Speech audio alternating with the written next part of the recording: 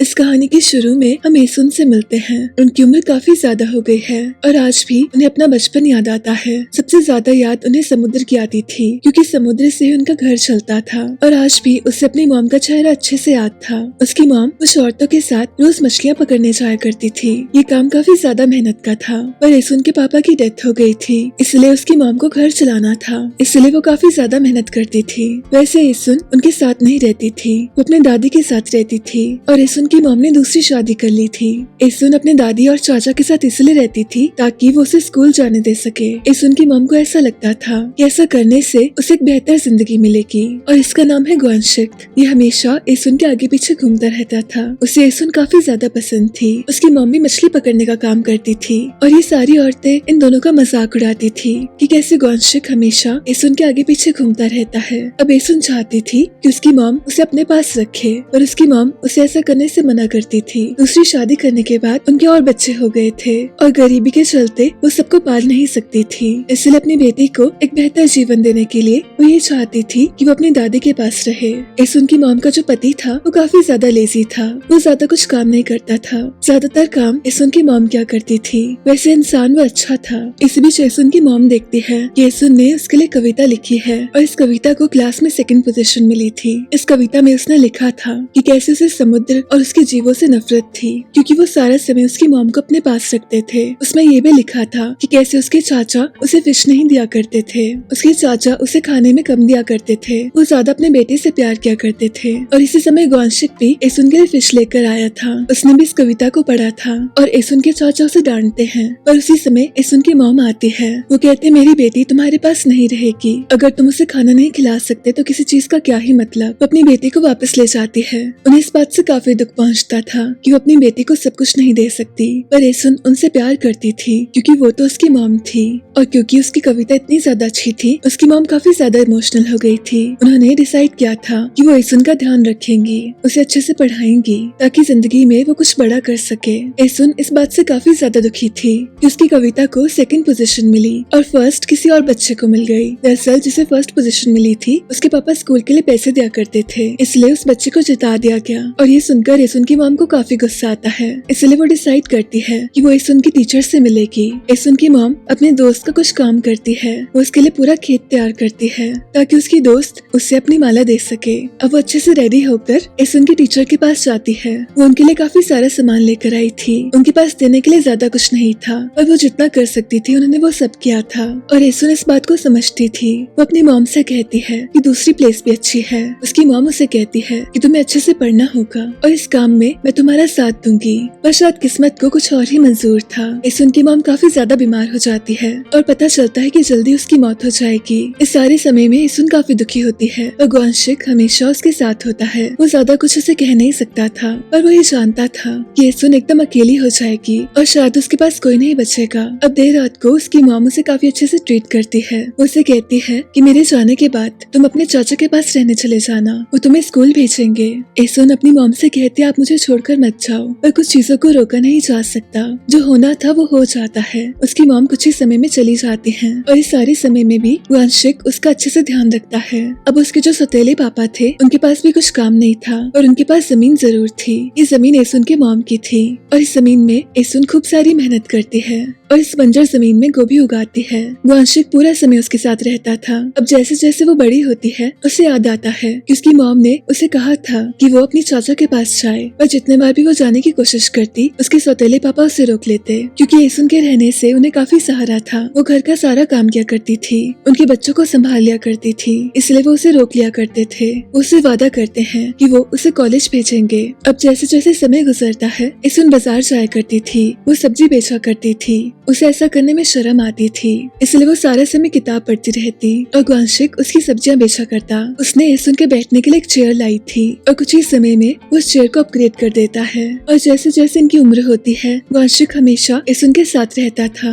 और ग्वानशिक की दादी को ये मंजूर नहीं था। वो उस पर काफी ज्यादा गुस्सा किया करती थी, पर फिर भी ग्वानशिक एसुन की ही साइड लेता था। अभी दोनों इतने समय से साथ थे पर अभी भी दोस्त ही थे और इन दोनों ने एक दूसरे से प्यार का इजहार कभी नहीं किया था। ये जानते थे कि ये दोनों एक दूसरे को पसंद करते हैं और ये सारा टाइम एसुन को याद रहता है। जब वो अपनी बीच की उम्र में पहुंचती है तब भी उसे याद रहता है कि कैसे वांशिक हमेशा उसके साथ में था। पर एक समस्या और आ जाती है, उसके सौतेले पापा फिर से शादी कर लेते हैं। अब एसुन अपनी दादी के पास जाती है, उसे सहारे की जरूरत थी और उसके चाचा उसे काफी सुनाते हैं। उसे कहते हैं उसे फैक्ट्री जाकर काम करना होगा, उसे यहाँ पर नहीं रख सकते, उसे अपना पेट खुद पालना होगा। और उसकी जो नई मॉम थी वो एसुन के मॉम का सामान हटा देती है क्योंकि ये घर अब उसका हो गया था।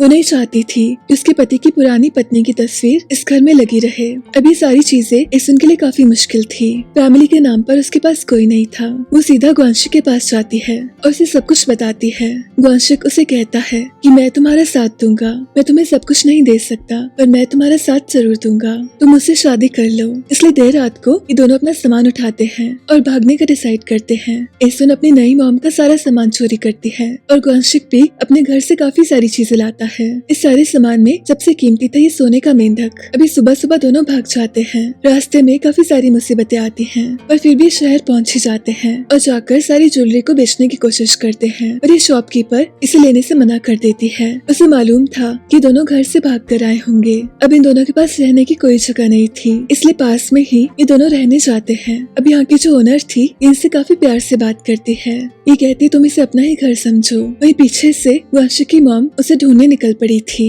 अब सुबह उठकर इन दोनों को रियलाइज होता है कि इनका सामान चोरी हो गया और ये सामान इस होटल के ओनर ने चोरी किया था।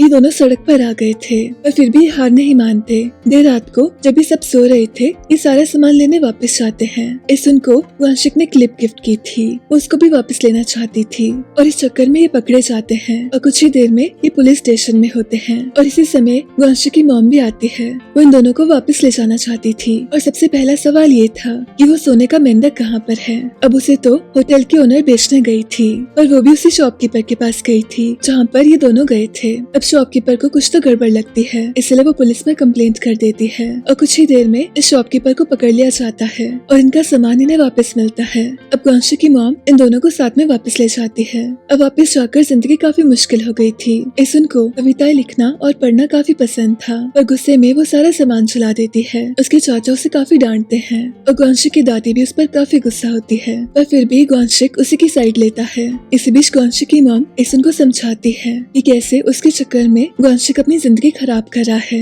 वो जिंदगी में बहुत कुछ कर सकता है पर एसुन की वजह से वो कुछ भी नहीं कर पाया, इसलिए बेहतर यही होगा कि वो ग्वांशिक को छोड़ दे। अब एसुन डिसाइड करती है कि उसे शादी करनी होगी पर एक अमीर आदमी से, इसलिए उसकी मुलाकात होती है सांगिल से। सांगिल इस गाँव में सबसे अमीर था। उसकी फैमिली के पास काफी सारी बोट्स थी और उसकी पहली पत्नी मर गई थी, इसलिए उसे दूसरी शादी करनी थी और इसी वजह से वो एसुन से मिलता है। पर ग्वांशिक को ऐसा मंजूर नहीं था। वो एसुन को अपने साथ ले जाता है और अपनी फैमिली की रिंग उसे देता है। वो कहता है तुम मुझसे शादी कर लो, मैं तुम्हारा ध्यान रखूंगा। पर एसुन उसे बताती है कि कैसे उनके पास कुछ भी नहीं है, उनके पास पैसे नहीं है और सारी उम्र उन्हें स्ट्रगल करना होगा। वो एक अमीर आदमी से शादी करना चाहती है। अब ये सुनकर ग्वांशिक को काफी दुख होता है। वो भी डिसाइड करता है कि वो शहर जाकर रहेगा और ये जानकर उसकी मॉम और दादी काफी खुश होते हैं। उन्हें लगता है उनका काम हो गया। उसकी मॉम को लगता है कि उन्होंने एसुन को समझाकर काफी ठीक किया और फाइनली एसुन की भी शादी हो जाएगी और उनका बेटा भी एसुन के चंगुल से बच गया। अब एसुन अपनी शादी की ड्रेस देख रही होती है पर इसी बीच उसे रियलाइज होता है कि उसे सांगिल पसंद ही नहीं। वो तो एक काफी घमंडी इंसान है। उसे अपनी मॉम की काफी याद आती है। उसे याद आता है कि उसकी मॉम को भी ग्वांशिक पसंद था, इसलिए वो सांगिल से कहती है कि वो उसे शादी नहीं कर पाएगी। वो काफी तेज भागकर ग्वांशिक के पास जा रही होती है और उसे ऐसा करते हुए सब लोग देख लेते हैं। ग्वांशिक की मॉम को रियलाइज होता है कि उसका प्लान तो फेल हो गया। अब बोट तो निकल चुकी थी और ग्वांशिक देखता है कि एसुन उसे रोक रही थी और उसके लिए काफी ज्यादा रो रही थी। ग्वांशिक बोट को रोकने की काफी कोशिश करता है पर वैसा हो नहीं पाता, इसलिए वो बोट से कूद जाता है और इस नजारे को सारा शहर देख रहा था। ये सब काफी ज्यादा शॉकिंग था। सब देखते कि वो कितनी स्पीड से एसुन के पास आ रहा था। एसुन पूरे शहर को समझ आ गया था कि इन दोनों को एक दूसरे से अलग नहीं रख सकते थे। इस पर ये दोनों डिसाइड करते हैं कि हमेशा के लिए एक दूसरे के साथ रहेंगे चाहे कुछ भी हो जाए, और इतने सालों के बाद भी एक दूसरे के साथ थे। आज भी अपने बच्चों को पुरानी स्टोरीज बताया करती थी। ग्वांशिक की भतीजी कभी कभी उनसे मिलने आया करती थी और वो एसुन की बेटी को सब कुछ बताया करती थी कि कैसे दोनों प्यार में पागल थे और कैसे इतने जल्दी उनकी बेटी पैदा हो गई। इन दोनों की बेटी का जन्म एसुन इनके लिए काफी स्पेशल था। उसका नाम था गुमयोंग और गुमयोंग के लिए उसे कॉलेज जाना छोड़ना पड़ा और ग्वांशिक को भी एक फैमिली मैन बनना पड़ा, पर फिर भी इस काम में उन्हें काफी खुशी होती थी। अब ग्वांशिक की दादी चाहती थी कि उनका पोता हो जाए और इसी बीच एक दिन एसुन अपनी सौतेली मॉम से मिलने जाती है। अब उनका अपना खुद का बेबी हो गया था। वो एसुन से कहती है कि मैं इतने साल तुम्हारे पापा के साथ रही, अब मुझे समझ आता है कि कैसे तुमने उनके साथ डील किया। मैं तुम्हारी इज्जत करने लगी हूँ। वो एसुन को एक पुरानी साइकिल देती है और एसुन चाहती थी कि गुमयोंग इस साइकिल को सीखे, और गुमयोंग की दादी उसे ऐसा करने से मना करती है। वो कहती है ऐसा काम सिर्फ लड़के करते हैं, और ये सब सुनकर एसुन को भी काफी दुख होता था। इसलिए वो ग्वांशिक से कहती है कि मैं चाहती हूँ गुमयोंग वो सब करे जो मैं नहीं कर पाई। उसकी जिंदगी तो एक हाउसवाइफ की हो गई थी। वो सारा समय काम करती थी, पर फिर भी ग्वांशिक उसे सपोर्ट करता था। वो अपनी फैमिली को मना लेता है कि गुमयोंग साइकिल चलाएगी। अभी फैमिली दो अलग टेबल्स पर खाया करती थी। घर के मेन हेड्स एक टेबल पर और दूसरे लोग दूसरी टेबल पर होते थे। पर ग्वांशिक इस रूल को भी चेंज करता है। उसे मालूम था कि उसकी बेटी को मटर काफी पसंद है, इसलिए वो अपनी प्लेट में से उसे मटर देता था। और काम पर जाते समय भी वो उनका चेहरा देखता था और उनको देखकर उसे काम करने की हिम्मत मिलती थी। इसी बीच एक दिन एसुन देखती है कि ग्वांशिक की दादी गुमयोंग को काम सिखा रही थी कि लड़कियों को कैसे पेश आना चाहिए। ये सब देखकर उसे काफी गुस्सा आता है। वो कहती मेरी बेटी ये सब काम नहीं करेगी, इसे मैं पढ़ाऊंगी। अब ग्वांशिक की मॉम उस पर काफी गुस्सा करती है, पर ये सब ग्वांशिक देख लेता है। वो अपनी बेटी के लिए काफी सारे मटर लेकर वापस आया था, पर ये सब देखकर उसे काफी दुख होता है। वो अपनी मॉम और दादी से कहता है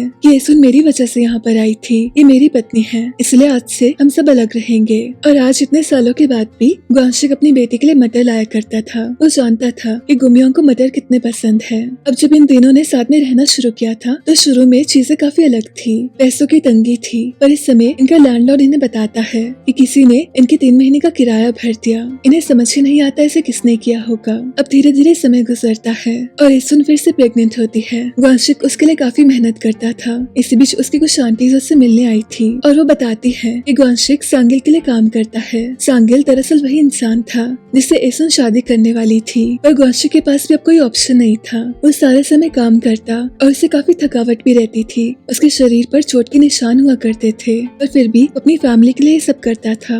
अब एसुन डिसाइड करती है कि वो जाकर सांगिल की पत्नी से बात करेगी। जब एसुन ने उसे शादी के लिए मना किया था तो सांगिल ने दूसरी शादी कर ली थी, और उसकी पत्नी को देखकर एसुन को समझ आता है कि वो शायद अपनी पत्नी को मारा करता था। वो तो अपने लिए बात करने आई थी और उसकी पत्नी की हालत खुद ही काफी कमजोर थी, इसलिए वो डिसाइड करती वो खुद ही कुछ करेगी। अब सांगिल ग्वांशिक से काफी गंदे से बात करता था। वो उस पर काफी गुस्सा भी किया करता था और आज भी वो वैसे ही कर रहा था, और ये सब एसुन देख लेती है। ये सब देखकर उससे काफी ज्यादा गुस्सा आता है। उसे कहती है अब से ग्वांशिक तुम्हारे लिए काम नहीं करेगा। उसे ये सब देखकर काफी दुख होता है। वो कुछ कर भी नहीं सकती थी। इन दोनों के पास बस एक दूसरे का सहारा था, पर फिर भी काम नहीं होने की वजह से इनके पास पैसे की कमी होने लगी थी। इसलिए एसुन खुद भी काम शुरू करती है और समय के साथ चीजें काफी मुश्किल होती जाती हैं। ग्वांशिक को काम ही नहीं मिल पाता। वैसे वो घर का सारा काम करता था। धीरे से इनका राशन खत्म होने लगता है, इसलिए एसुन को अपनी दादी के पास जाना पड़ता है। उन्हें सब कुछ बताती है और अपनी दादी से मदद मांगती है। अब देर रात को उसे काफी दुख होता है कि वो कुछ कर नहीं सकती। पैसे नहीं होने की वजह से जिंदगी काफी मुश्किल होती है, पर देर रात को उसकी दादी उसे मिलने आती है। वो अपने साथ कुछ सामान लेकर आई थी और एक पासबुक लेकर आई थी। वो अपनी जिंदगी के सारे पैसे उसे दे देती है। वो कहती तुम्हारी मॉम मरने से पहले मुझसे मिलने आई थी, उन्हें अपनी आखिरी तस्वीर लेनी थी। उस समय उन्होंने मुझसे मदद मांगी थी। उन्होंने कहा था कि वैसे एसुन काफी स्ट्रॉन्ग है, पर हो सकता है कभी जिंदगी में एसुन को मदद की जरूरत पड़े, इसलिए प्लीज आप उनकी मदद कर देना। और इसी वादे को एसुन की दादी निभा रही थी। अभी जो पैसे थे ग्वांशिक इससे अपनी बोट लेता है और ये सब देखकर उसकी मॉम और दादी काफी खुश होते हैं।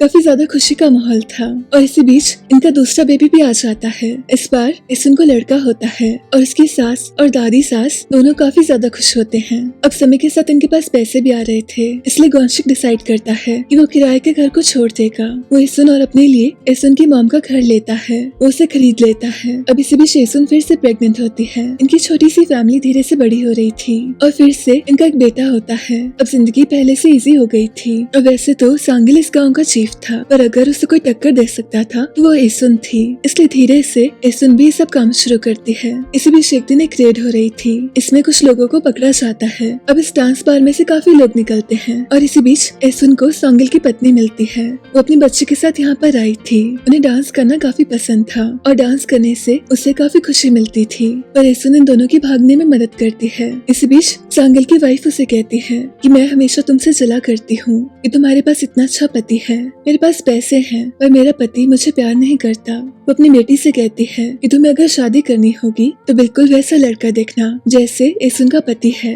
और उसकी इस बात में काफी सच्चाई थी। वांशिक उसे प्यार तो काफी करता था। ऐसा माना जाता था कि बोट्स में औरतें नहीं आ सकती, और वांशिक इस रूल को भी तोड़ देता है। इस बीच एक दिन मौसम काफी ज्यादा खराब था और एसुन का सबसे छोटा बेटा कुछ कैंडीज लेना चाहता था। वो कैंडीज को गिरा देता है और उसे काफी रोना आता है। एसुन कैंडीज को उठा रही थी। उसका बेटा उसे कह रहा था कि मॉम मुझे हक करो, पर एसुन काफी ज्यादा बिजी थी। और तभी गुमयोंग की एक दोस्त आती है। वो कहती गुमयोंग फंस चुकी है, उसे जरूरत है, इसलिए एसुन जल्दी से उसके पास जा रही थी। इस बीच वो पड़ोस की एक आंटी को कहती है कि वो उसके बच्चों का ध्यान रख ले, पर असल में ये आंटी तो सो रही थी। और कुछ ही देर में जब ये दोनों वापस आते हैं तो एसुन को रियलाइज होता है कि आंटी तो सो रही थी। और घर वापस आकर उसके दोनों बच्चे गायब होते हैं। अब कुछ ही देर में उसका बड़ा बेटा मिल जाता है, पर छोटा नहीं मिल पाता। दरअसल उसके जाने के बाद उसका बड़ा बेटा उसके पीछे आ गया था और छोटा बेटा भी बाहर निकल आया था। अभी सारे उसे ढूंढना शुरू करते हैं और कुछ ही देर में इनको समझ आता है कि एसुन के सबसे छोटे बेटे की मौत हो गई। इस चीज को एक्सेप्ट करना उसके लिए काफी मुश्किल था और उसे काफी दुख होता है। वो सारा समय सोचती रहती है कि काश उसे एक बार हक कर पाती, काश उसने उसकी सुन ली होती।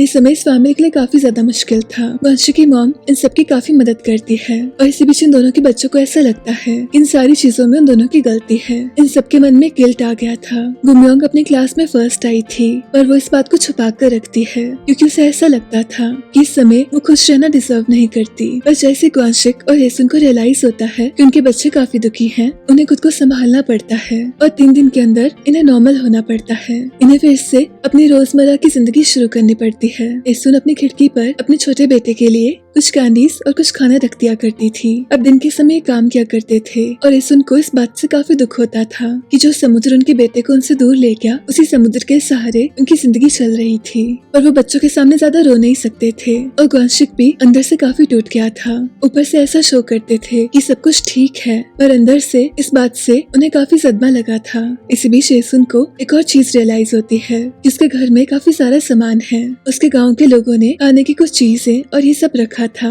कि कैसे जो उसके मकान मालिक थे उसे खाने की चीजें दिया करते थे। वैसे सामने से नहीं दिखाते थे, पर जैसे देर रात को ये लेडी एसुन के बर्तन में कुछ चावल डाल दिया करती थी और इनकी वजह से इन सबके पास खाना हमेशा था। गांव की बाकी सब औरतें जब मछलियां पकड़ा करती थी तो वो एसुन के लिए कुछ बचा कर रखती थी। इनफैक्ट उसकी जो सतीली मॉम थी, उन्होंने अपना घर बेच दिया था। वो शहर शिफ्ट हो गई थी और जाते समय वो 3 महीने का किराया देकर गई थी एसुन का। उन्हें आज तक गिल्ट होता था। एसुन के सतीले पापा ने उसे कॉलेज नहीं भेजा, पर फिर भी उन्होंने अपनी तरफ से सब कुछ किया था और आज तक ये घर एसुन के पास था। अब एसुन की जो बेटी थी गुमयोंग, वो पढ़ाई में काफी तेज थी और जब उसके कॉलेज आने का समय आ गया था तो ये सब उसे छोड़ने गए थे। और पहला ही दिन सबके लिए काफी स्पेशल होता है और इसी बीच एक लड़के की नजर उस पर पड़ती है। वो इन सबकी फोटोज लेता है और ज्यादातर फोटोज वो गुमयोंग की लेता है और ये फोटोज देखकर वांशिक को समझ आता है कि वो लड़का जरूर गुमयोंग में इंटरेस्टेड होगा और एक पिता होने के नाते उसे काफी गुस्सा भी आता है। और उसका ऐसा सोचना एकदम सही था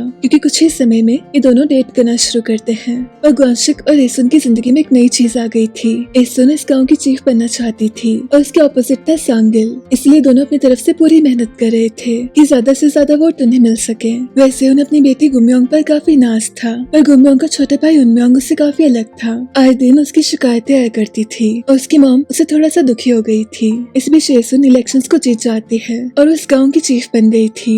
सांगिल को इस बात से काफी गुस्सा भी आया था, पर सांगिल की पत्नी को इस बात से खुशी हुई थी कि वो फाइनली हार गया। उसे अपने पति से कुछ खास लगाव नहीं था। उसने काफी कोशिश की उसे प्यार करने की, पर सारी उम्र सांगिल ने उसे काफी गलत तरीके से ट्रीट किया, इसलिए अब उसे फर्क पड़ना बंद हो गया था और वांशिक उससे काफी अलग था। उससे अपनी पत्नी से ज्यादा प्यारा और कोई नहीं था। अब इन दोनों की बेटी शहर में अकेले रहती थी और कभी कभी अपने दोस्त को ट्यूशन दिया करती थी। इस बीच उसके दोस्त की मॉम उसे एक ऑफर देती है। वो चाहती थी कि गुमयोंग उसकी बेटी की जगह एग्जाम देने जाए, पर गुमयोंग ऐसा करने से मना करती है। उसे काफी सारे पैसे और फ्लैट ऑफर करती है, पर गुमयोंग कहती मेरे मम्मी पापा ने ऐसा नहीं सिखाया मुझे। ये सुनकर उसके दोस्त की मॉम को भी काफी गुस्सा आता है, इसलिए वो उस पर झूठे आरोप लगा देती है, पर गुमयोंग जैसे तैसे बच जाती है। ये समय उसके लिए काफी मुश्किल था, पर फिर भी वो अपनी मम्मी पापा कुछ बताती नहीं थी।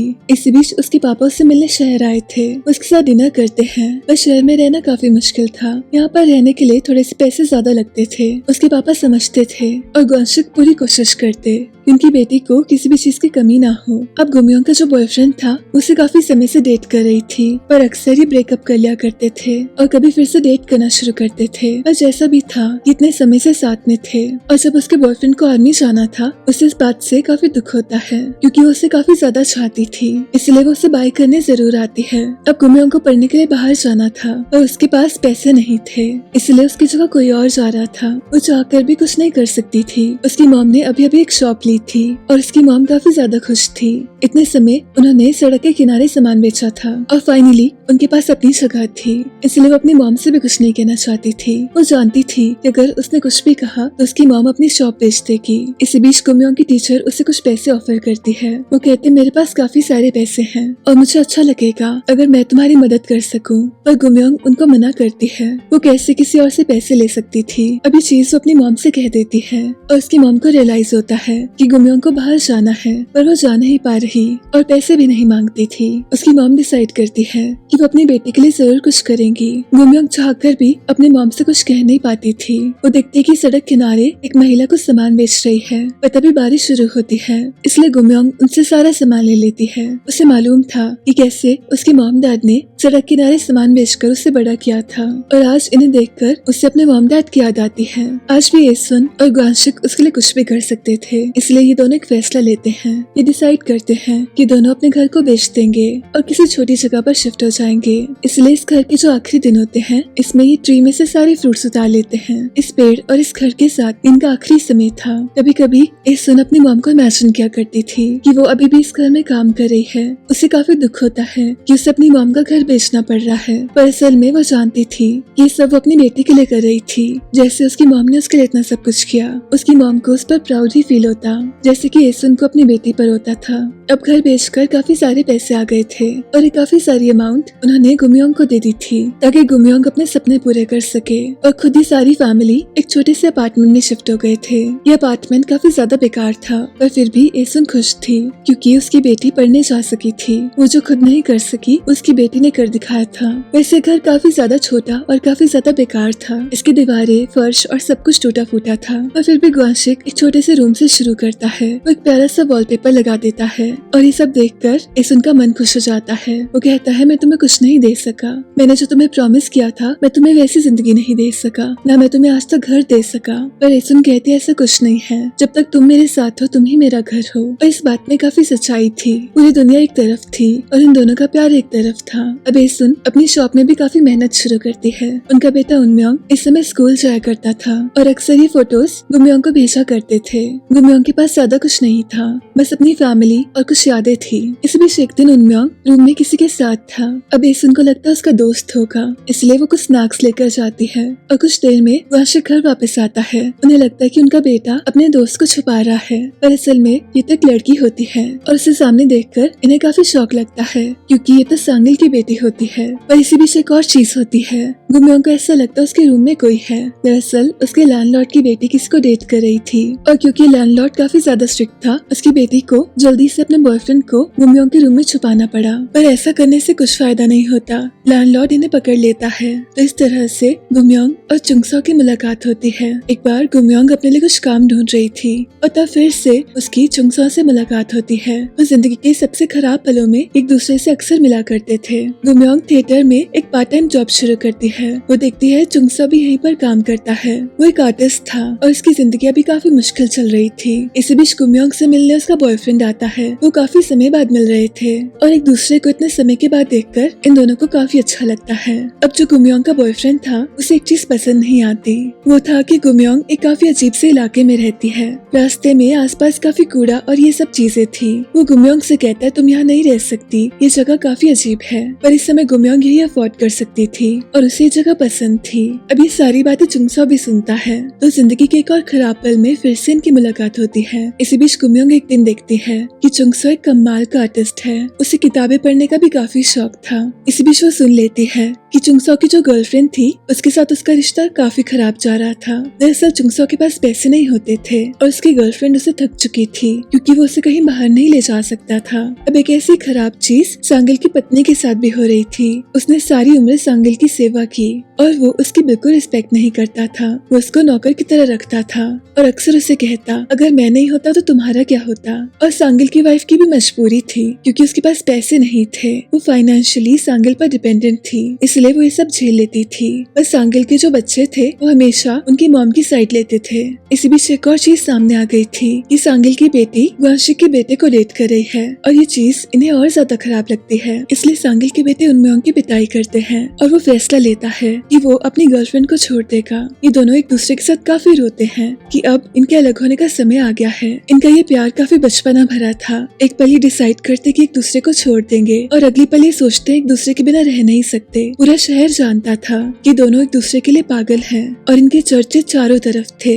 इसी बीच एक दिन गुमयोंग अपने बॉयफ्रेंड से मिलने आई होती है और उसकी मुलाकात उसकी मॉम से होती है। उसके बॉयफ्रेंड की मॉम को वो बिल्कुल पसंद नहीं आती। वो देखते गुमयोंग को घर का कोई काम नहीं आता। इसी बीच उसका बेटा भी वापस आता है और अपने बेटे के ही सामने वो गुमयोंग को काफी कुछ सुना देती है कि कैसे वो एक अच्छी सी लड़की एक्सपेक्ट करते हैं जिससे घर का सारा काम आता हो, जो उनकी बराबरी की हो और ये सब चीजें। उसका बेटा भी कुछ नहीं कहता। ये सब सुनकर गुमयोंग को काफी अजीब लगता है। वो काफी नाराज हो जाती है। वो अपने बॉयफ्रेंड से कहती है कि मेरी मॉम ने मुझे कुछ नहीं सिखाया ताकि मैं पढ़ लिख सकूं और मैं वही सब कर रही हूँ। मैं ये सब नहीं हैंडल कर सकती कि कोई मेरी इस तरीके से बेइज्जती करे। और इस बीच उसकी मुलाकात चुंगसो की मॉम से होती है। उसकी बॉयफ्रेंड की मॉम से काफी अलग होती है। वो तो काफी ज्यादा प्यारी होती है। वो चुंगसो की मॉम के लिए कुछ स्पेशल करती है और ये चीज चुंगसो को भी काफी पसंद आती है। चुंगसो की मॉम ने भी उसे काफी प्यार से पाला था। उन्हें देखकर गुमयोंग को अपनी मॉम की याद आती थी। वो उसे काफी ज्यादा प्यार से ट्रीट करती है। तो ऐसे इन दोनों की दोस्ती शुरू होती है।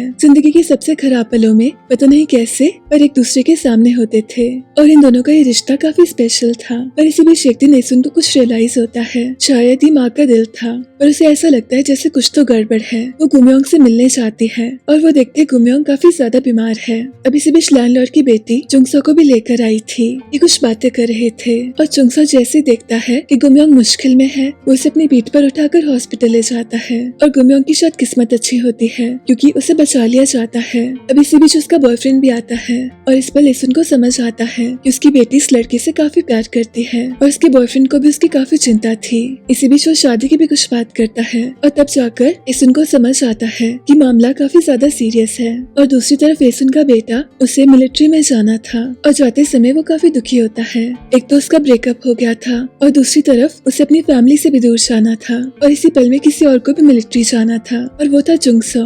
वो गुमयोंग को बिना बताए चला जाता है और उसके जाने के बाद गुमयोंग देखती है कि उसने उसकी काफी सुंदर सी तस्वीर पेंट की है। दरअसल ऐसा करने के लिए उसे गुमयोंग ने ही कहा था। उसने तो ऐसे ही कह दिया था कि कभी मेरी तस्वीर भी बना देना और चुंगसो ने उसे सच में बना दिया था। दरअसल ये रोज रात को चलकर वापस आते थे और एक दूसरे से खूब सारी बातें करते थे और ऐसा करते हुए काफी साल हो गए थे। इसलिए चुंगसोंग जब अचानक से चला गया गुमयोंग को भी काफी दुख होता है और इसी के साथ काफी सारा समय गुजरता है और ये वो समय था टेक्नोलॉजी और उससे जुड़ी चीजें सबके लिए काफी नई थी। इसी बीच ये दोनों डिसाइड करते हैं कि शादी करेंगे और फाइनली समय आ गया है इनके पेरेंट्स आपस में मिलने। इसी बीच वांशिक अपने हाथों को छुपाता है। दरअसल इतने सालों से उसने जो मछलियाँ पकड़ी थी उसकी वजह से उसके हाथ में काफी चोट के निशान थे। इस चीज को गुमयोंग देख लेती है और साथ ही उसकी बॉयफ्रेंड की मॉम भी देखती है और उन्हें ऐसा लगता है कि इनकी फैमिली उनसे काफी नीचे है। वो सारी चीजों को अच्छे से ऑब्जर्व करती है कि कैसे गुमयोंग को खाना परोसना भी नहीं आता।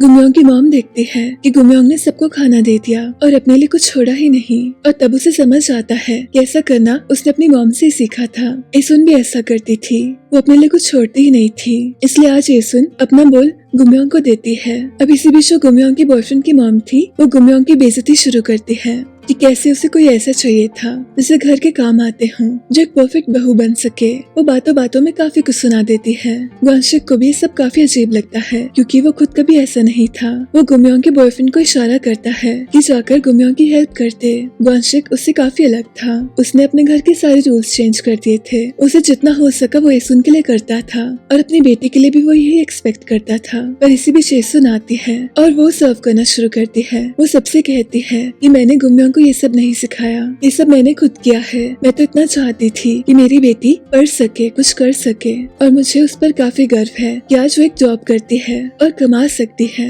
तो बेसिकली इनकी मीटिंग काफी ज्यादा अजीब होती है। इससे सब लोगों का मूड खराब होता है और वापस जाते समय भी गुमयोंग की बॉयफ्रेंड की मॉम उसे काफी सुनाती है। उसे जब भी मौका मिलता वो उसकी बेइज्जती करती। गुमयोंग के पेरेंट्स को भी पता था कि उसकी होने वाली मदर इन लॉ काफी ज्यादा अजीब है और इसके साथ रहकर गुमयोंग को काफी परेशानी होगी। अब जब गुमयोंग अपने लिए कपड़े देख रही थी तो उसकी होने वाली मदर इन लॉ एसुन से कहती है कि वो पिंक नहीं पहन सकती, उसे कोई डल सा कपड़ा पहनना चाहिए। अब उसे मौका मिलता है तो वो एसुन से कहती है कि सच बात तो ये है कि उसे गुमयोंग पसंद नहीं, वो तो चाहती है रिश्ता खत्म हो जाए। वो एसुन को काफी बुरा भला कहती है। अब एसुन जब वापस आती है वो गुमयोंग से कुछ नहीं कहती। वो जानती थी कि उसकी बेटी उस लड़के से प्यार करती है। वो बस उसे इतना कहती है कि सही गलत की समझ तुम्हें खुद है, मैं बस इतना ही चाहती हूँ कि तुम एक अच्छा फैसला लो। अब शाम को गुमयोंग फिर से उसके बॉयफ्रेंड के साथ होती है और तभी उसके बॉयफ्रेंड की मॉम आती है। वो कहती लगता तुम्हारी मॉम ने तुम्हें कुछ नहीं बताया, उन्हें शायद बहुत दिलचस्पी है हमारे घर का हिस्सा बनने की।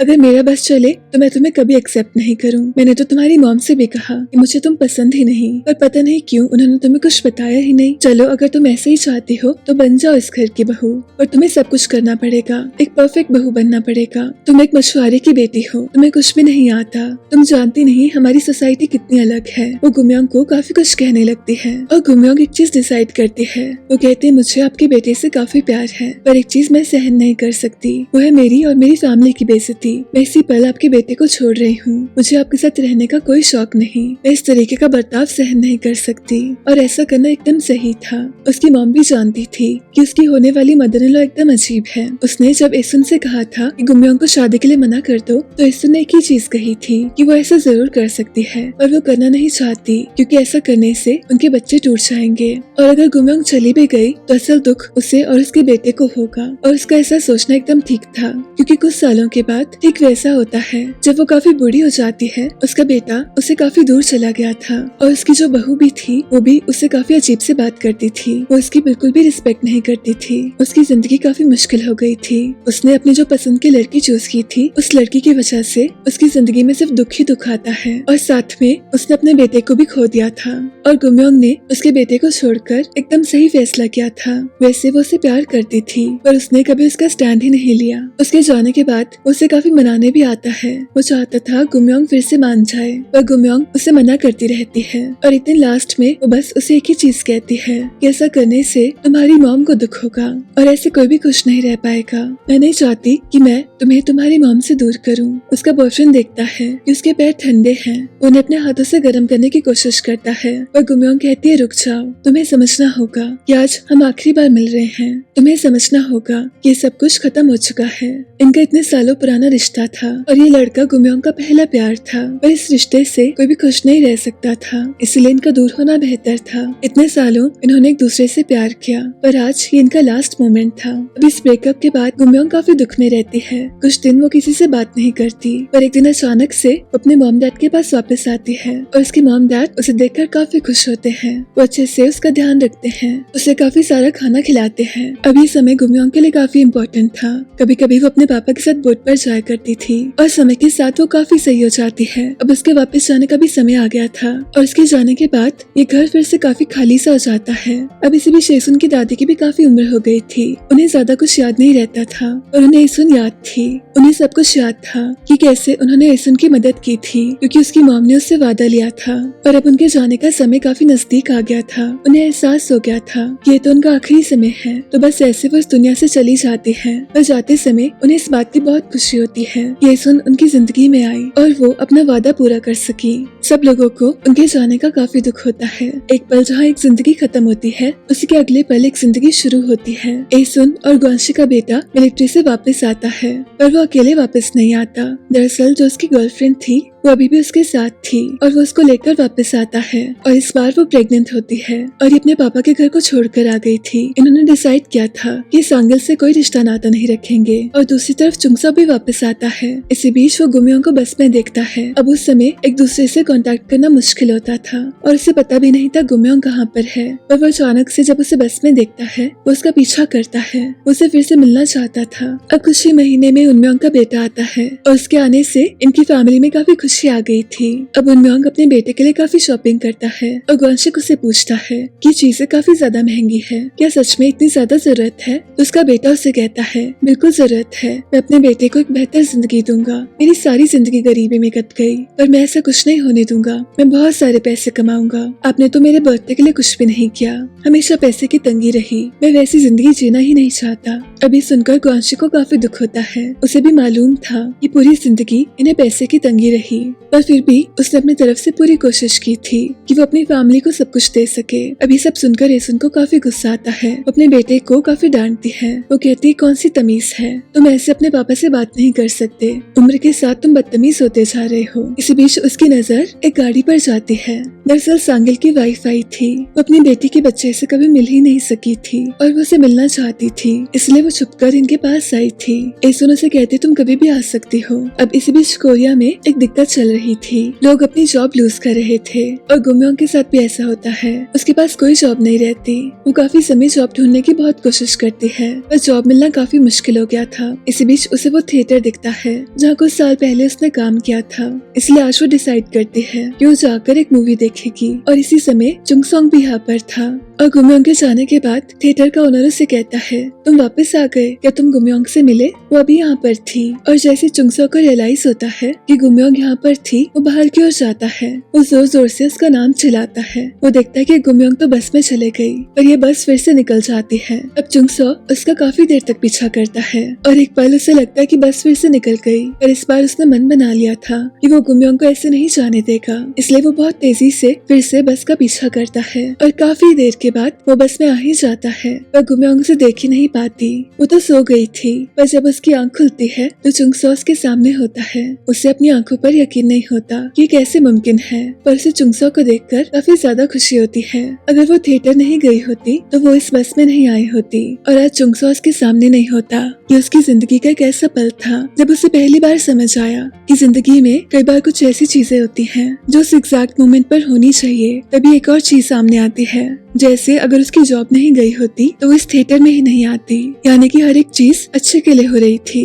और आज ये दोनों एक दूसरे के सामने थे। अब ये काफी ज्यादा बातें करते हैं और चुंगसो ने डिसाइड कर लिया था कि वो इस मौके को जाने नहीं देगा। उसे गुमियोंग बहुत ज्यादा पसंद थी और गुमियोंग को भी वो पसंद था, इसलिए एक दूसरे को डेट करना शुरू करते हैं। गुमियोंग का ये रिश्ता काफी अमेजिंग था। इसमें प्यार, रिस्पेक्ट और वो सारी चीजें थी जो एक रिश्ते को कंप्लीट करता है। इसलिए एक दिन गुमियोंग डिसाइड करती है कि वो चुंगसो को अपनी फैमिली से मिलवाएगी। पर पहली मुलाकात थोड़ी सी एम्बैरेसिंग होती है क्योंकि चुंगसो को बोर्ड की आदत ही नहीं थी और उसकी तबीयत काफी खराब होती है। पर इस पल भी उसे गुमियोंग की चिंता थी। उसे लगता है कि गुमियोंग कहीं बोर्ड से गिर ना जाए और ग्वानशिक उसे कहते चुपचाप बैठ जाओ, गुमियोंग की चिंता करने की कोई जरूरत नहीं, उसे बोर्ड की आदत है। अब शाम को ये सब लोग साथ में होते हैं और चुंगसो गुमियोंग के पापा को इम्प्रेस करना चाहता था पर उसके लिए काफी मुश्किल हो गया था। उसे तो ड्रिंक करने की आदत भी नहीं थी, इसलिए वो वैसा भी नहीं कर पाता। और एसुन भी सब अंदर से देख रही थी और उसे ये सब काफी फनी लगता है। उसे तो चुंगसो बहुत पसंद था। उसे तो वो तब से ही पसंद था जब से वो उसे पहली बार मिली थी। इस बीच गुमियोंग बाहर की ओर जाती है और चुंगसो भी उसके पीछे जाता है। वो कहता है बाहर काफी ज्यादा ठंडी होगी, इसलिए वो उसका कोट लेकर उसके पीछे जाता है। अब ग्वानशिक ऐसा शो नहीं करता पर उसे भी चुंगसो पसंद होता है। इनफैक्ट वो सबको पसंद होता है। चुंगसो की मॉम ने एसुन को एक तोहफा भेजा था और उसमें उन्होंने लिखा था कि मुझे आपकी बेटी काफी ज्यादा पसंद है, मैं चाहती हूँ कि आप भी मेरे बेटे को उतना ही पसंद करो। और ये शब्द सुनने का एसुन को काफी समय से इंतजार था। वो तो बस कब से इतना चाहती थी कि कोई उसकी बेटी को प्यार से एक्सेप्ट कर सके। और फाइनली वो दिन आता है जब गुमियोंग की शादी होती है। उसकी शादी का दिन काफी खूबसूरत होता है और एसुन इस बार पिंक पहन पाती है। इसी बीच गुमियोंग का एक्स भी आता है। वो उससे मिलना चाहता था पर वो अपने आप को रोक लेता है। वो समझ लेता है कि आज के दिन ऐसा करना ठीक नहीं होगा। वो देखता है गुमियोंग कितनी सुंदर लग रही है और वो कितनी ज्यादा खुश थी। ये जानकर उसे काफी खुशी होती है और साथ ही काफी दुख भी होता है कि उसने गुमयोंग को लूज कर दिया। अब गुमयोंग काफी ज्यादा खुश होती है और उसकी फैमिली भी बहुत ज्यादा खुश होती है। पर शादी से पहले ग्वानशिक काफी इमोशनल हो जाता है। वो उसे कहता है अगर तुम्हें नहीं करना तो मैं तुम्हारे साथ रहूंगा, तुम जिंदगी में कुछ भी करो, मैं हमेशा तुम्हारे साथ रहूंगा। ये सब सुनकर गुमयोंग काफी इमोशनल होती है। उसे याद आता है कि उसके पापा ने हमेशा उसे कितना प्यार किया, हमेशा उसके साथ खड़े रहे, चाहे जिंदगी में कुछ भी हो गया पर वो हमेशा उसके साथ में थे। और आज भी वो उसे ऐसी बातें कर रहे थे, इसलिए उसे काफी रोना आता है और सारी शादी में वो बस रोती रहती है। उसके पापा भी काफी ज्यादा रोते हैं पर फिर भी ये शादी काफी खुशी से कंप्लीट होती है। अब शाम को जब ये वापस आते हैं एक नई समस्या सामने आ गई थी। गुमयोंग का भाई उनम्योंग उसने पैसे कमाने के चक्कर में एक दोस्त के साथ पार्टनरशिप की थी और अब वो भाग गया था और इनके सर पे काफी सारा लोन था और इस वजह से ये जेल में आ गया था। अब उसके माँ बाप काफी परेशान हो गए थे और इसी बीच उनम्योंग कहता है कि मैं भी कुछ करना चाहता था, मैं भी चाहता था मैं स्पेशल बनूं। आप लोगों ने कभी मुझ पर ध्यान ही नहीं दिया। जब मेरा छोटा भाई मरा मैं अकेले रोता रहा और मुझे सबने यही समझाया कि मुझे स्ट्रॉन्ग होना होगा। मेरे मॉम डैड ने कुछ लूज किया है, मेरी बहन ने भी मुझे यही बताया कि मुझे स्ट्रॉन्ग होना पड़ेगा, इसलिए मैंने कोशिश की। मैंने एग्जाम्स में अच्छा किया पर मेरी बहन ने मुझसे और ज्यादा अच्छा किया और मुझे हमेशा ऐसे फील हुआ कि आप उसके लिए ज्यादा खुश होती थी। जब आप खाना भी पैक करती थी तो उन दोनों के लिए काफी अच्छे से करती थी पर मेरा और आपका खाना अच्छा नहीं होता था। एक दिन आपने कहा कि कितना अमेजिंग होगा कि अगर मेरा बेटा भी पैसे कमा सके, तो उसी पल मैंने डिसाइड किया था कि मैं कमाऊंगा। पर दूसरे ही पल आपने कहा कि ऐसा तो बस गुमयोंग कर सकती है। मुझे इस चीज से काफी बुरा लगा पर फिर भी मैंने कोशिश की और इस पल एसन को रियलाइज होता है कि उसकी जिंदगी वैसे तो काफी अच्छी थी पर उससे काफी बड़ी गलती हो गई थी। जाने अनजाने में गुमयोंग उनकी फेवरेट हो गई थी और शायद वो कभी समझ ही नहीं पाई कि उनम्योंग को भी उतना ही प्यार चाहिए था। अब उनम्योंग की वाइफ अपने पापा सांगिल के पास जाती है, उनसे पैसे मांगती है पर सांगिल मना कर देता है। वो कहता मैं ऐसा नहीं करूंगा और इस पल पहली बार उसकी वाइफ उसे कहती है कि जब मरने का समय आएगा तब शायद तुम्हें रियलाइज होगा कि तुमने कभी किसी से प्यार ही नहीं किया और हमेशा एक सेल्फिश इंसान की तरह रहे, कभी किसी को इज्जत ही नहीं दी, कभी किसी के लिए जीने की कोशिश नहीं की। इसी पीछे सब लोग उस लड़के को ढूंढ रहे थे जिसने उनम्योंग को धोखा दिया था। उस लड़के की मॉम किसी को कुछ नहीं बताती कि वो कहाँ पर छुपा है, इसलिए एसन उसकी शॉप का सारा सामान उठा लेती है ताकि वो कैसे न कैसे करके पैसे वापस ले सके। और ग्वानशिक भी जॉब ढूंढने की कोशिश करता है और उसे मना किया जाता है। उसे कहा जाता तुम बूढ़े हो गए हो और अब दुनिया काफी चेंज हो गई है, तुम स्लो हो गए हो,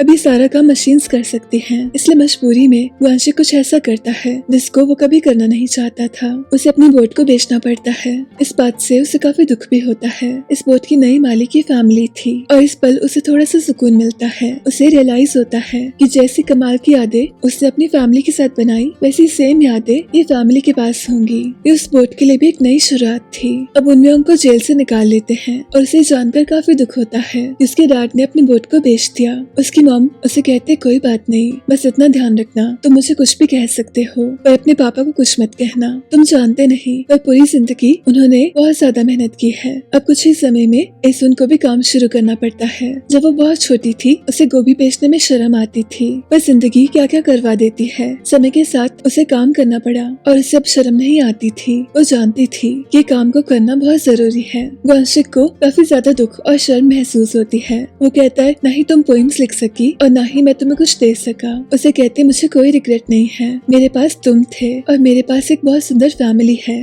मुझे इससे ज्यादा कुछ नहीं चाहिए। अब उम्र के साथ ग्वानशिक को एक तकलीफ हो गई थी, उसके पैर में काफी दर्द रहती थी। इसी बीच उसकी बहू से बताती है कि उसका बेटा रात में एक जॉब करता है, वो घर घर जाकर सामान बेचा करता था और ये चीज उसने छुपा कर रखी थी। ये जानकर ग्वानशिक को काफी दुख हुआ था और आज एक काफी अजीब सी चीज होती है। उनम्योंग को सब लोग काफी ज्यादा पैसे देते हैं और उसे एक ही चीज कहते हैं कि अपने पापा के साथ अच्छे से रहो और सुबह तक उसे समझ आता है ये सब उसके पापा ने किया ताकि वो पैसे कमा सके। दरअसल वो सांगिल से मिले थे और सांगिल के साथ मिलकर उन्होंने प्लान बनाया था कि वो ये पैसे लोगों को देंगे और वो लोग उनम्योंग से चीजें ऑर्डर करेंगे और उनम्योंग को ज्यादा पैसे देंगे। पर इस प्लान की वजह से काफी ज्यादा गड़बड़ हो गई थी। उनम्योंग को काफी छोटा फील होता है, उसे फील होता है वो कितना बेकार है, इसलिए सुबह वो पैसे वापस रखता है और डिसाइड करता है कि वो चला जाएगा, वो शहर जाकर कोई जॉब करेगा। और उसकी फैमिली आकर उसे रोक लेती है। ये सब उसे काफी प्यार से बात करते हैं, उसे समझाते हैं वो ठीक रहे यही यही सबसे इम्पोर्टेंट है। ग्वांशिक को सबसे ज्यादा तो ये गुस्सा आया था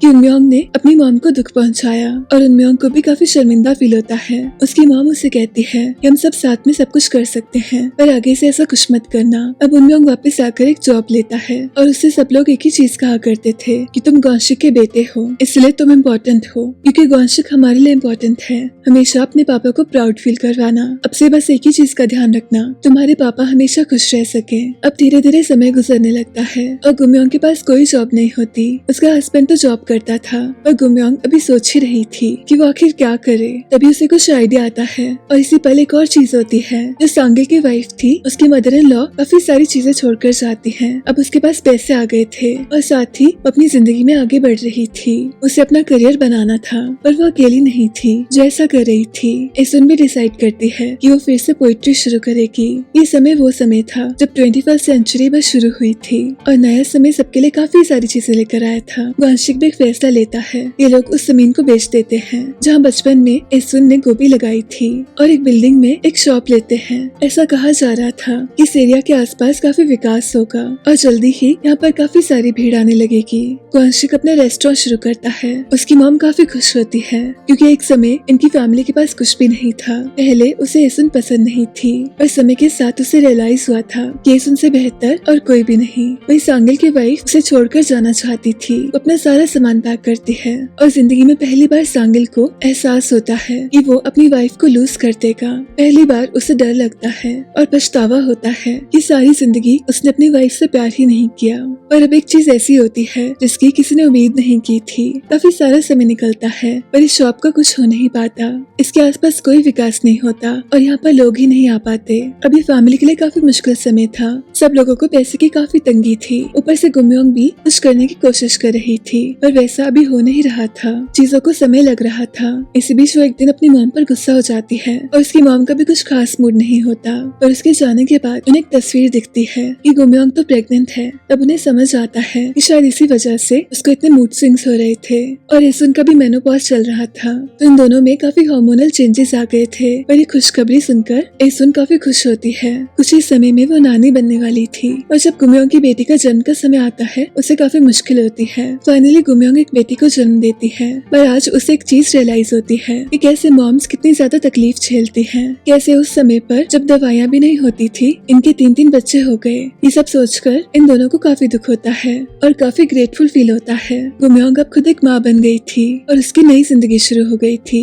इसी बीच ग्वांशिक एक फैसला लेता है। उनकी बिल्डिंग शहर से काफी दूर थी। वो डिसाइड करता है कि वो डिलीवरी शुरू करेगा। एसुन बस उसे एक ही चीज कहती है कि मैंने हमेशा तुम पर भरोसा किया और आज भी करूंगी। तुम जो चाहोगे वैसा करो, मैं हमेशा तुम्हारे साथ रहूंगी। अब लकीली उसका ये प्लान काम करता है। कुछ ही समय में इनका काम चलने लगता है और काफी सारे लोग ऑर्डर करने लगते हैं और इसी बीच गुमयोंग के काम में भी ग्रोथ हो रही थी। उसने एक अपनी कंपनी शुरू कर दी थी और जहाँ सब लोग ऊपर की ओर जा रहे थे सांगिल का डिवोर्स होने वाला था। पर इसी बीच उसकी बेटी अपनी मॉम को बताती है कि जब उनम्योंग जेल में था उन्होंने उसे छुड़ाने के लिए पैसे नहीं दिए, पर उन्होंने पुलिस को काफी सारी रिश्वत दी थी ताकि वो उसके पार्टनर को पकड़ सके। उन्होंने काफी समय पुलिस के आगे पीछे घूमने की कोशिश की ताकि जल्दी से जल्दी सब कुछ ठीक हो सके। ऐसा नहीं था कि सांगिल के पास दिल नहीं था, उससे अपने बच्चों से प्यार था, बस उसका तरीका बहुत ज्यादा अलग था। उसने कभी अपने प्यार को जाहिर नहीं किया और कभी किसी को पता नहीं लगने दिया कि उसे अपने बच्चों की चिंता है। और ये सब सुनकर उसकी पत्नी को सांगिल थोड़ा सा ठीक लगता है। इतने सालों का उसके अंदर गुस्सा था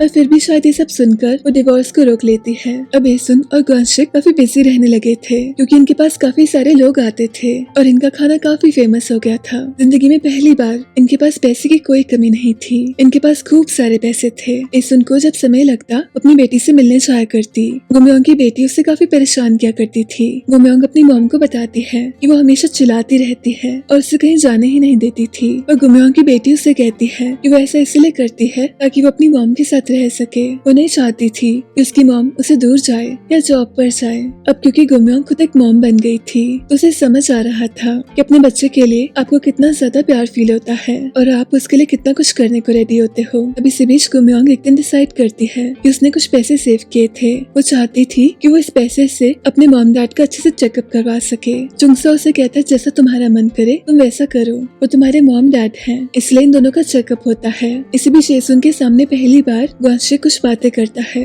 शायद ये दवाई का असर था, पर उसे अपने सबसे सबसे छोटा बेटा याद आता है। वो उसे सॉरी कह रहा था। उसके जाने का दुख उसे बहुत ज्यादा था, पर पूरी जिंदगी उसने इस बारे में बात ही नहीं की। वो हमेशा स्ट्रॉन्ग बन के रहा ताकि पूरी फैमिली स्ट्रॉन्ग रह सके। वो अक्सर अपने छोटे बेटे की कब्र के पास जाया करता था और इसी बीच एक दिन यहाँ एसन भी आती है और जिंदगी में पहली बार इस बारे में बात करते हैं कि कैसे इन दोनों को इस चीज का बहुत ज्यादा दुख हुआ था। ये चीज इन दोनों के लिए बहुत मुश्किल थी। एसन इस बारे में एक पोएम भी लिखती है। उसकी जो पोएम्स थी उसमें अधिकतर वो अपनी लाइफ के बारे में लिखा करती थी और ऐसा करने से उसे खुशी मिलती थी। पर इसी बीच एक दिन गुम्योंग का कॉल आता है और इन्हें पता चलता है कि ग्वानशिक तो बीमार है और उसके पास ज्यादा समय नहीं बचा है। डॉक्टर कहते हैं कि पता नहीं कैसे अभी तक आप इस दर्द के साथ जी रहे थे। आप काफी ज्यादा स्ट्रॉन्ग हो।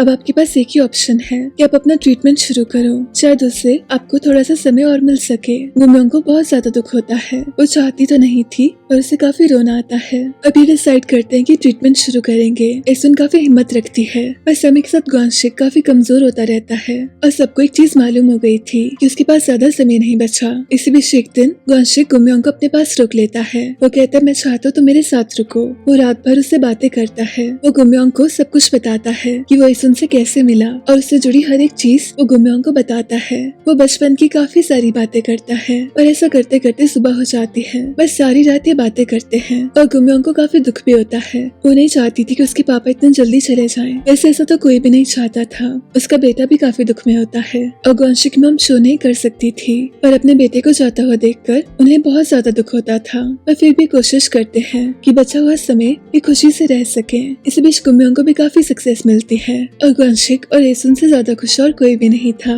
और इससे पहले एसन भी एक सरप्राइज देती है सबको। उसकी कविता की पहली बुक पब्लिश हो गई थी और ये देखकर ग्वानशिक को काफी शांति मिलती है। उसने एसन को प्रॉमिस किया था कि वो हमेशा उसका ध्यान रखेगा, पर एक चीज उसे हमेशा सताती कि एसन अपना सपना पूरा नहीं कर सकी। पर आज ये सपना पूरा हो गया था।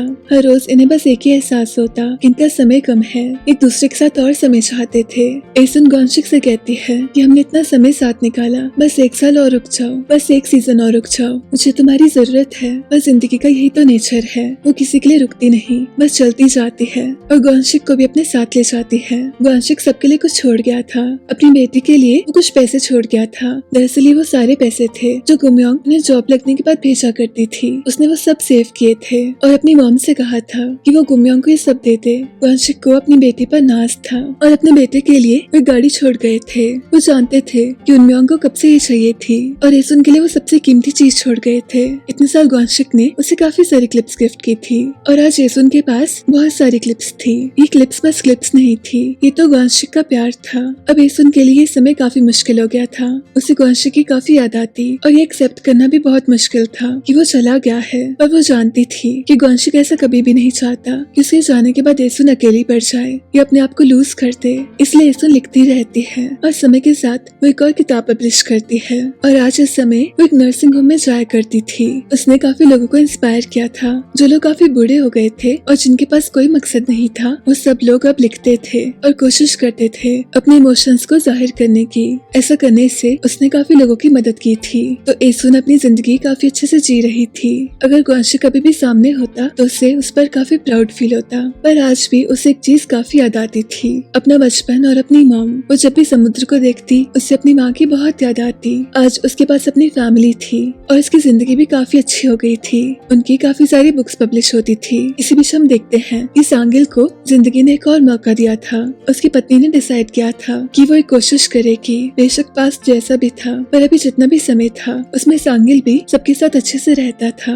और गुम्योंग भी अपनी मॉम से कहती है कि पापा को आप पर काफी नाज होगा। वैसे गुम्योंग अपने काम में बिजी रहती थी, इसलिए एसन उसे कहती है कि अगर हो सके तो मुझसे ज्यादा मिलने आया करो। मैं चाहती हूँ मैं तुम्हारे साथ ज्यादा से ज्यादा समय बिता सकूं। और इसी के साथ अंत होता है इस कहानी का। मेरी आपसे फिर से मुलाकात होगी एक और नई कहानी के साथ।